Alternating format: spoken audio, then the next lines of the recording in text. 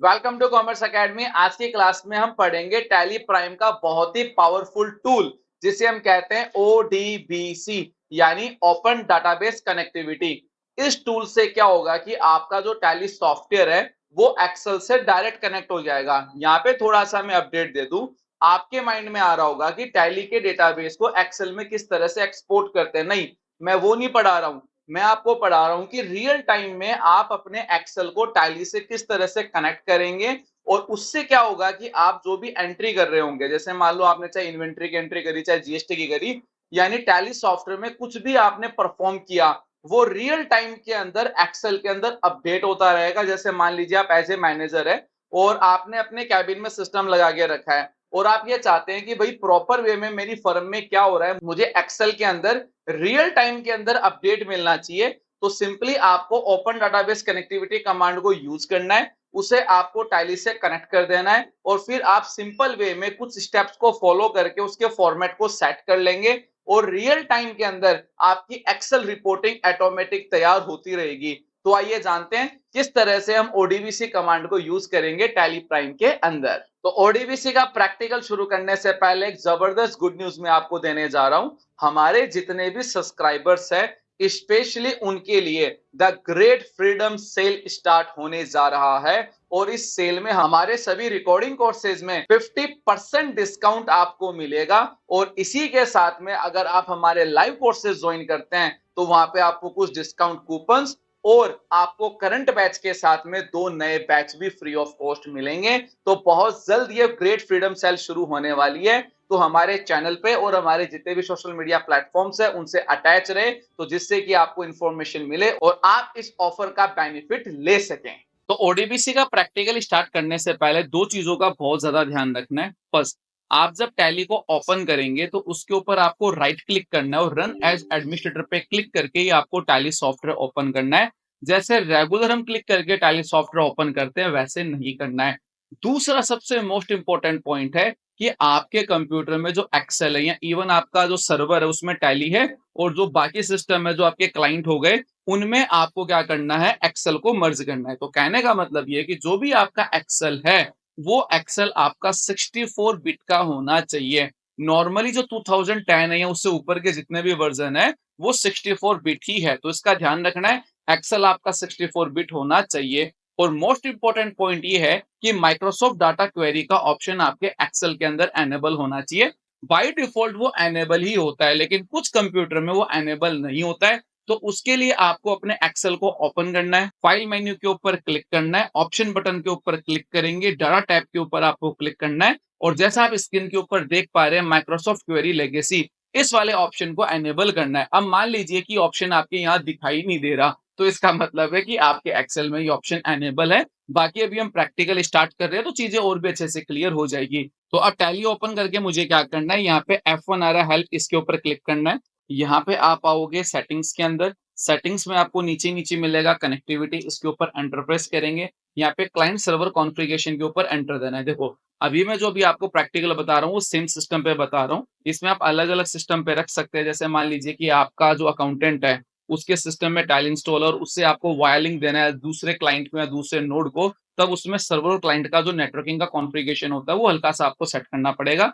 बाकी इसकी प्रैक्टिस के लिए आपको क्या करना है, अभी क्लाइंट सर्वर कॉन्फ़िगरेशन के ऊपर आपको सिंपली एंटर प्रेस करना है। यहाँ पे आपको इसमें क्या करना है, जो टैली प्राइम वाला ऑप्शन इसमें बोथ रखना है, एनेबल ओडीबीसी रखना और यहाँ पे पोर्ट नंबर है तो by default port number 9000 he use करना। बाकी अगर आपका नेटवर्किंग स्टैंडर्ड जो है वो आप फॉलो कर सकते हो, बाकी मैं पर्सनल राय दे रहा हूँ 9000 ही रखना, कोई दिक्कत नहीं आएगी। यहाँ पे आप इसमें एंटर प्रेस करेंगे और अगेन एंटर प्रेस करेंगे तो आपका जो टैली प्राइम है वो ऑफ होके दोबारा स्टार्ट होगा। तो हमारा जो टैली है वो रिस्टार्ट हो चुका है। अब हमें हमारे एक्सेल को ओपन करना है। तो एक्सेल हमारा ओपन हो चुका है। अब ओडीबीसी को कनेक्ट करने के लिए हम डाटा पे जाएंगे, यहाँ पे गेट डाटा पे जाएंगे, यहाँ पे हमें मिलेगा फ्रॉम अदर सोर्स और ये ऑप्शन है हमारा फ्रॉम माइक्रोसॉफ्ट क्वेरी। अब ये माइक्रोसॉफ्ट क्वेरी अगर आपको यहाँ पे शो नहीं करता है तब आपको क्या जाना है, फाइल पे जाना है। यहाँ पे आपको मिलेगा ऑप्शन, ऑप्शन के अंदर आपको मिलेगा यहाँ पे डाटा और यहाँ पे आपके पास में ऑप्शन आएगा आ जाएगा माइक्रोसॉफ्ट क्वेरी का। मेरा ऑलरेडी हाईलाइट है तो कोई इशू वाली बात नहीं है, तो मैंने यहाँ पे इसको कैंसिल किया।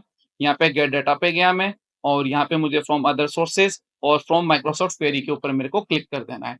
तो इस तरह से मेरे पास में एक डायलॉग बॉक्स ओपन होगा। यहाँ पे ध्यान रखिएगा ये जो 64 वाला लिखा हुआ है, जो टैली ओडीबीसी 64, अगर ये फाइल आपको शो नहीं कर रही है तो सिस्टम को रीस्टार्ट कर लेना और उसके बाद में आप स्टार्ट कर सकते हैं आगे की प्रोसेस। तो मुझे प्रॉपर यहाँ पे ये शो हो चुका है, तो मैंने 64 फाइल के ऊपर क्लिक किया और यहाँ पे मैंने ओके क्लिक किया। अब एक नया डायलॉग बॉक्स आ चुका है। अब ध्यान से समझना, मैं आपको 2 शीट्स का बताऊँगा, एक तो लेज़र का बताऊँगा और एक स्टॉक का बताऊँगा। तो जो भी आपकी टैली में जो डाटाबेस है, वो आपको रियल टाइम में जिसका एक्सेस करना है, यानी टैली को एक्सेल से रियल टाइम में जिन-जिन हेड्स को आपको कनेक्ट करना है, वो आपको यहाँ पे सेलेक्ट करने पड़ेंगे। ये थोड़ा-सा टाइम टेकिंग प्रोसेस है। तो मैं आपको क्या करूँगा, एक लीजर का और एक स्टॉक आइटम के अंदर कौन-कौन से हेड आपको मिनिमम सेलेक्ट करने चाहिए, इसके लिस्ट मैं आपको प्रोवाइड करवा दूँगा। ये लिस्ट आपको फ्री ऑफ कॉस्ट हमारे एप्लीकेशन के ऊपर मिल जाएगी। आपको हमारा एप्लीकेशन डाउनलोड करना है और यहाँ पे आपको फ्री नोट्स का टाइटल मिल जाएगा। यहाँ पे ओडीबीसी लिस्ट का आपको एक सेक्शन मिलेगा। इस पे क्लिक करके लिस्ट आप डाउनलोड कर सकते हैं और खुद से भी क्रिएट कर सकते हैं। ये आपका कॉल है। तो आइए स्टार्ट करते हैं। तो मैंने यहाँ पे एल प्रेस किया और यहाँ पे मैं लेजर सेलेक्ट कर रहा हूँ। लेजर आ चुका है। इसके ऊपर मैं प्लस के ऊपर क्लिक करूंगा तो मैंने यहाँ पे नेम सेलेक्ट किया। यहाँ पे ध्यान रखिएगा कि मैंने इसको स्क्रॉल करके यहाँ पे पेरेंट सेलेक्ट किया। यहाँ पे मैं आपको पर्सनल रिकमेंड करूंगा कि जो पेरेंट है वो हमेशा ऊपर ही ऊपर होना चाहिए, क्योंकि पेरेंट एक ग्रुप होता है और वो उसी की कैटेगरी से सारा डेटा काम करता है। तो पेरेंट हमेशा ऊपर ही ऊपर रहना चाहिए। अब इसमें नेम आ गया, पेरेंट आ गया। यहाँ पे मैं थोड़ा आपको क्लियर कर दूं, इसमें आपको जो हेड सेलेक्ट करने हैं वो पैशंस रख के करना है। तो हेड कौन से सेलेक्ट करने हैं उसकी लिस्ट में आपको दे रहा हूँ, लेकिन थोड़ा सा इसमें आपको मैनुअल नीचे जाके सेलेक्ट करने होते हैं, तो थोड़ी सी शांति रखना सेलेक्ट करने में। अब ये मैंने 1 बाय 1 सेलेक्ट कर लिए हैं, तो इनको आप चेंज कर सकते हो। जैसे आपको पहले पेरेंट नेम आ गया, नेम आ गया, ओपनिंग बैलेंस, क्लोजिंग बैलेंस आपको लास्ट में चाहिए तो क्लोजिंग बैलेंस हो गया। जीएसटी नंबर आपको नेम के पास में चाहिए और यहाँ पे ओपनिंग बैलेंस, दिस ईयर और दिस क्वार्टर का बैलेंस। तो ये मेरी प्रॉपर लेजर बैलेंस की एक शीट तैयार हो चुकी है और मैं इसको यहाँ पे नेक्स्ट करूंगा। यहाँ पे मुझे नेक्स्ट करना है और यहाँ पे सॉर्टिंग ऑर्डर है, इसमें मुझे पेरेंट सेलेक्ट कर लेना है। असेंडिंग ऑर्डर में सेलेक्ट कर रहा हूँ और अगेन मैं नेक्स्ट दे रहा हूँ और अगेन मुझे फिनिश करना है। तो जैसे मैंने फिनिश करूंगा तो इस तरह से इंपोर्ट डेटा का मेरे पास में एक बॉक्स आ चुका है। इसमें मुझे सिर्फ ओके प्रेस करना है जहाँ पे मेरा कर्सर है। तो आप देख सकते हो सारा का सारा डाटा हमारी स्क्रीन के ऊपर आ चुका है। अब आप कहोगे कि सर इसके अंदर जो ये है जीरो क्यों आ रहा है ओपनिंग बैलेंस में? क्योंकि जीरो इसलिए आ रहा है क्योंकि ओपनिंग बैलेंस में डेटा डाला ही नहीं गया था। यहाँ पे जीएसटी नंबर के हिसाब से जिन-जिन पार्टियों के जीएसटी नंबर है वो सारे आ चुके हैं। यहाँ पे मेरे सारे लेजर्स आ चुके हैं, यहाँ पे ग्रुप्स आ चुके हैं। अब ऐसे मुझे सिर्फ और सिर्फ सन्डे डेप्टर ही चाहिए, तो मैं यहाँ पे जो डेप्टर वाले लेजर्स हैं, वही मैं सेलेक्ट कर लूँगा और ओके प्रेस करूँगा तो डेप्टर वाले मेरे पास में आ जाएँगे। यहाँ पे जिनके जीएसटी नंबर नहीं है वो नहीं है। अब देखो इसमें गज़ब चीज़ क्या है। अब जनरली आप देख सकते हैं कि मैंने यहाँ पे डिपो एसेट्स और सन्डे डेप्टर्स लेके रखे हैं। अब मैं टैली के अंदर एक नया लेजर क्रिएट करता हूँ, ठीक है?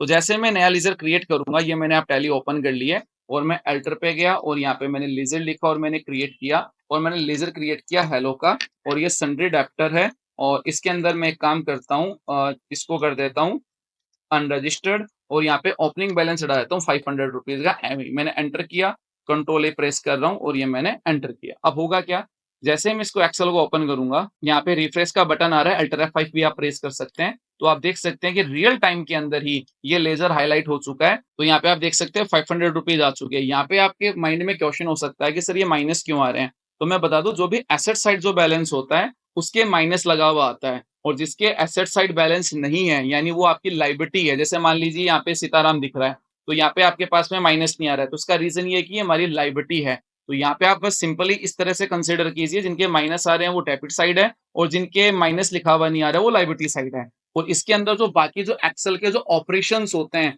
वो सारे ऑपरेशंस आप कर सकते हैं और इस शीट को और भी हाईटेक कर सकते हैं। अब यहाँ पे हम एक काम करते हैं कि स्टॉक आइटम का भी शीट एंटर करते हैं। तो उसके लिए मैंने यहाँ पे न्यू शीट पे क्लिक करा। इसे जैसे मैं कंसिडर कर देता हूँ, रीनेम करके इसको मैंने जैसे लेजर कर दिया और यहाँ पे जो शीट है दूसरा मैंने इसको कर दिया स्टॉक। तो ज्यादा जरूरत इसमें स्टॉक की पड़ती है, ये मैंने स्टॉक डाल दिया। अब मुझे क्या करना है, सिंपली डाटा पे जाना है, गेट डाटा पे मैं क्लिक करूंगा और यहाँ पे मैं जाऊंगा फ्रॉम अदर सोर्स और फ्रॉम माइक्रोसॉफ्ट क्वेरी के ऊपर मुझे क्लिक करना है।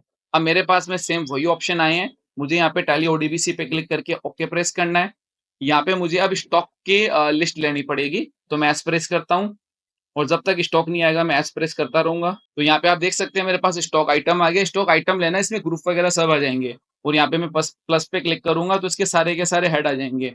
तो मुझे नेम लेना है, मैंने नेम ले लिया। पेरेंट लेना ही लेना है, ध्यान रखना पेरेंट हमेशा ऊपर रहना चाहिए। जैसे आप देख सकते हैं 1 बाय 1 सेलेक्ट करने होंगे, यानी ये एक साथ नहीं मिलेंगे, इनको ढूंढना पड़ता है।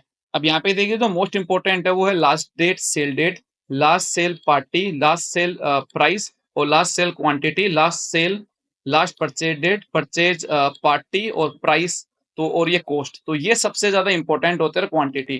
तो अगर आप इसमें सेल परचेज का लास्ट कौन सा था प्रॉपर वो एक्सेल के अंदर रिपोर्ट होता रहेगा, अभी हम आपको दिखाएंगे।